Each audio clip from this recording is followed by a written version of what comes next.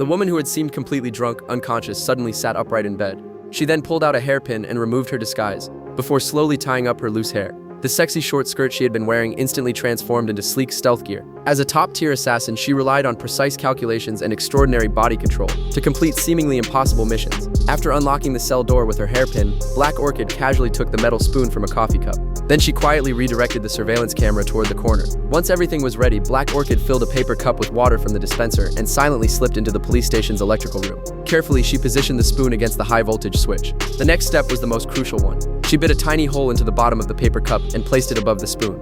A simple timed power cut device was now complete. Black Orchid then crawled through the vent above the electrical room and reached the exhaust fan at the end of the duct. She silently calculated the dripping speed. As the water in the cup gradually became heavier, the spoon would eventually lose balance. At that moment, she would be able to escape during the blackout. The fan blades slowly began to lose speed.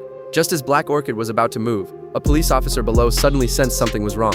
He immediately rushed toward the electrical room to switch the power back on. If the fan started spinning again while she was passing through the duct, she would be shredded alive instantly. Fortunately, it was only a close call. Black Orchid then crawled through the vent into the restroom. The officer heading to the bathroom had no idea that death was already standing silently behind him.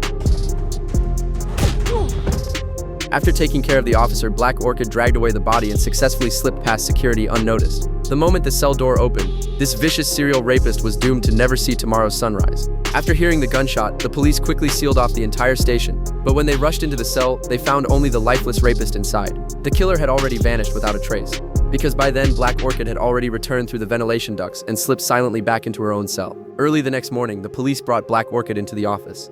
In their eyes, she was nothing more than an ordinary drunk driver, hardly worth mentioning compared to the murder from the night before. So after issuing a simple fine, the police released her. What they never could have imagined was that this seemingly ordinary woman was actually the serial killer they had been hunting for years. But Black Orchid never killed innocent people. Her targets were always the worst kinds of criminals. Because when she was only 8 years old, she watched her beloved parents get brutally murdered by criminals. In order to one day avenge them herself, she kept hunting criminals and used them as practice targets for killing. Some people spend their entire lives healing from childhood trauma, but Black Orchid chose to become a judge hidden within the darkness.